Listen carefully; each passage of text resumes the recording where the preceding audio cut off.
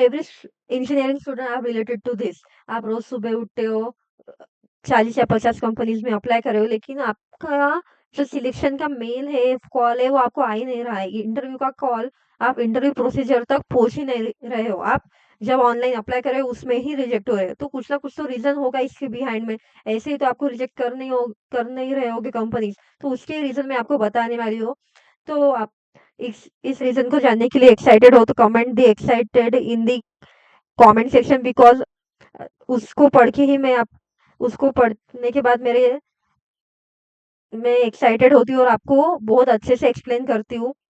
I know this is a recorded session, so this is not a live session, but your comment are put the courage into me. तो चलते हैं हमारे part की ओर। इसमें आपके selection procedure में सबसे ज्यादा इंपॉर्टेंट रोल प्ले करता है रेज्यूमे। रेज्यूमे आपका सबसे ज्यादा इंपॉर्टेंट रोल प्ले करता है, और वो भी एटीएस फ्रेंडली होना चाहिए। तो एटीएस फ्रेंडली मतलब क्या होता है? Firstly we know ATS means the applicant tracking system. ये क्या होता है? सॉफ्टवेयर होता है जो कंपनी यूज करती है आपका जो रेज्यूमे वो स्कैन करने के लिए। पहले एटीएस आपका रेज्यूमे स्कैन करता है, अगर वो आप उस कंपनी के जीडी से अगर मैच हो रहा है, जो उन्होंने पोस्ट निकाली है उससे अगर मैच हो रहा है, तो ही आपको मैसेज आता है कि आपका इंटरव्यू कंडक्ट होगा।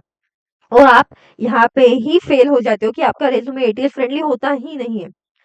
तो एटीएस फ्रेंडली होने के इस आपका रिजेक्ट होता है because of the too much design. उसमें बहुत सारी डिजाइन होती है, कीवर्ड्स मिसिंग होते हैं, इररिलेवेंट कंटेंट होता है, पुअर फॉर्मेटिंग होता है। That's why your resume are rejected. तो आपको करना क्या है उसमें? रेज्यूमे में आपका एटीएस फ्रेंडली होना चाहिए। Resume clear and simple layout आपको उसमें यूज करने, मैचिंग कीवर्ड्स जीडी के अकॉर्डिंग उसमें रखने। और आपको हर एक इसमें एक ही रेज्यूमे अपलोड नहीं करना है। जीडी जॉब डिस्क्रिप्शन सबका अलग अलग होता है, रिक्वायरमेंट हर एक पोस्ट की अलग अलग होती है, उसमें टेक स्टैक अलग होता है। तो आप अगर वेब डेवलपमेंट के इसमें डाल रहे हो अलग ही टेक स्टैक, तो उसमें कोई वैल्यू नहीं, तो आपको रिजेक्ट होने ही वाले हो। तो जीडी हर एक इसमें चेंज होता है, तो उसके अकॉर्डिंग आपको आपका रेज्यूमे अपडेट करते रहना पड़ेगा जब भी आप किसी चीज में अप्लाई कर रहे हो, किसी कंपनी में अप्लाई कर रहे हो। और देखो, अभी आप स्किल सीख रहे हो, तो आपको अभी आप हार्ड वर्क कर रहे हो, तो आपको फ्यूचर में स्मार्ट वर्क करना पड़े। स्मार्ट वर्क करोगे और आराम से आपकी लाइफ बीतेगी। अगर आप अभी स्मार्ट वर्क कर रहे हो, अभी वेब सीरीज देखते हो और अपने जो कॉलेज के प्रोजेक्ट है वो किसी और से बाय करते हो, it is a smart work. And अब अगर आप अभी स्मार्ट वर्क कर रहे हो, तो आपको बाद में हार्ड वर्क करना ही है। तो इससे अच्छा है कि अभी आप सॉरी हार्ड वर्क करो, तो बाद में आपको स्मार्ट वर्क करना पड़ेगा। Okay, that's the another part. Use a standard section heading, then the highlight a relevant technical skill, then keep content clear and a concise।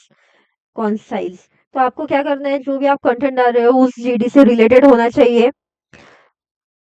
Then जो आपका रेज्यूमे है उसके क्या होते हैं, दो ऑडियंस होते हैं, एक तो एटीएस होता है, देन रिक्रूटर। और जब एटीएस उनको 90 के अबव अगर आपका स्कोर आ रहा है, एटीएस स्कोर, देन वो रिक्रूटर के पास आपका रेज्यूमे जाता है, और आप यहाँ ही फेल हो जाते हो कि आपका एटीएस फ्रेंडली रेज्यूमे ही होता नहीं है। ओके, तो मैं आपको वो बताने वाली हूँ कि आप एटीएस फ्रेंडली रेज्यूमे है या नहीं है, कैसे चेक करोगे। सो firstly we go on to the Chrome browser and search the job scan। मैंने यहाँ पे ओपन ही करके रखा है जॉब स्कैन। यहाँ पे आपको आपका रेज्यूमे अपलोड करना है। देखिए यहाँ से मैंने रेज्यूमे अपलोड किया है, और यहाँ पे आपको जॉब डिस्क्रिप्शन डालना है जिस रोल के लिए आप अप्लाई कर रहे हो। मैंने यहाँ पे बिजनेस एनालिटिक्स अमेज़न का रोल निकाला है। यहाँ से आपको ऐसे पूरा जीडी कॉपी पेस्ट करना है। मैंने क्वालिफिकेशन, प्रेफर्ड क्वालिफिकेशन सभी डाली है, क्योंकि आप क्वालिफाइड हो या नहीं हो वो भी पता चलेगा। कॉपी करो, देन जॉब स्कैन पर आके यहाँ पे पेस्ट करो। यहाँ पे आपको स्कैन का ऑप्शन मिलेगा, इससे स्कैन करो। और यहाँ पे आपको लॉगिन करना पड़ सकता है, क्योंकि मैंने भी लॉगिन किया है। आप और इस ऐसे काम के लिए आपकी एक अलग से आप ईमेल बना लो कि उसकी उस ईमेल पे आपके मैसेजेस आए, उससे आप लॉगिन कर पाओ। तो यहाँ पे कितना परसेंट मैच हो रहा है, 41%। तो चांस तो है ना मेरा रिजेक्ट होने का। तो आपको क्या जॉब मिलेगी, आपको इंटर्नशिप भी नहीं मिल सकती इसके बेसिस पे। आपका जीडी से आपका जो रेज्यूमे है वो ही मैच नहीं हो रहा है। तो आपको यहाँ पे दिखाई दे रहा होगा कि आप किस सेक्शन में आप लैक हो रहे हो, यहाँ पे कौन सा आपका मतलब मैच हो रहा है जीडी से। है और कुछ क्या नहीं मैच हो रहा है। तो आपको जो अपडेट आपके रिज्यूमे में करना होगा, अपडेशन उसमें करना पड़ेगा और उसके बाद फिर से आप यहाँ प्लस आइकन पे जाओ या फिर डैशबोर्ड पे जाओ और फिर से यहाँ पे अपडेटेड रिज्यूमे डालो और फिर से वो जीडी डालो। और अगर आपका 90 के अबव एटीएस स्कोर आएगा तो ही आप उसमें वो अप्लाई करो, मतलब उस रेज्यूमे से अप्लाई करो। या फिर नहीं आ रहा है तो फिर से उसमें चेंजेस करो, लेकिन वो 90 के ऊपर आने के बाद ही उसमें अप्लाई करो। With the help of that आपका मतलब सिलेक्शन के चांसेस बहुत ज्यादा है और आपको मेल और जो भी है कॉल्स फॉर द इंटरव्यू वो जल्दी आने के चांसेस है। तो ये प्रोसीजर आपको फॉलो करनी है, दैट इज क्योंकि ये आपको हेल्प करेगी। अगर आप ऐसे ही मतलब ब्लाइंडली आप हर एक इसमें एक ही रेज्यूमे डाल रहे हो तो that is not a point. आपको हर एक इसमें थोड़ा अपडेट करके ही एटीएस फ्रेंडली स्कोर चेक करके ही आपको उसको अपलोड करते जाना है।